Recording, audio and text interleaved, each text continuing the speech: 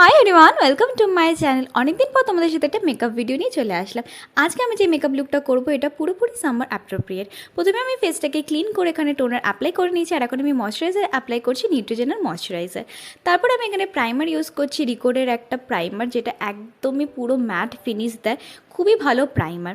এই প্রাইমারটা ইউজ করে কিছুক্ষণ তোমাদের স্টে করার পরে তারপরে বেস মেকআপে যাবে। বেস মেকআপের জন্য আজকে আমি এখানে একটা প্যালেট ইউজ করছি, যেটা হচ্ছে ডার্মা প্যালেট।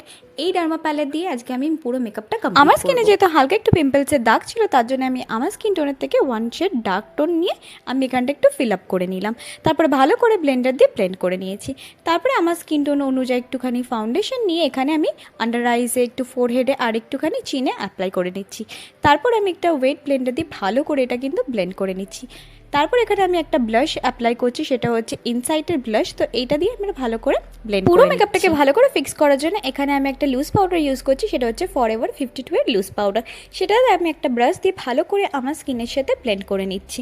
তারপর এখানে আমি ইউজ করছি এই সুগারের এই প্যালেটটা। এখানে কন্টুরিং শেড দিয়ে আমি ভালো করে হালকা করে কন্ট্রোল করেছি, যেহেতু আমার ফেসটা এমনিতেই খুব ছোট, তার জন্য আমি হালকা করে কন্ট্রোল অ্যাপ্লাই করছি। তারপর সেম প্যালেট থেকে একটু আমি ব্লাশ অ্যাপ্লাই করে নিচ্ছি। তারপরে সেম প্যালেটের থেকে এখানে একটা হাইলাইটার ছিল, সেটাকে আমি অ্যাপ্লাই করে নিচ্ছি। এই প্যালেটটাতে কিন্তু তোমরা 3 রকম শেডই পেয়ে যাবে, ব্লাশ, কন্ট্যুর এবং হাইলাইটার।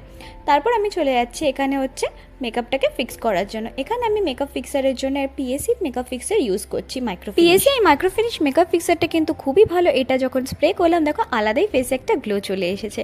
তারপর আমি চলে যাচ্ছি এখানে আই মেকআপ করার জন্য। আই মেকআপের জন্য আমি ইউজ করছি এখানে নাইকার একটা ব্লেন্ডিং ব্রাশ, আর তার সাথে ইউজ করছি প্রিটি অল সেটের।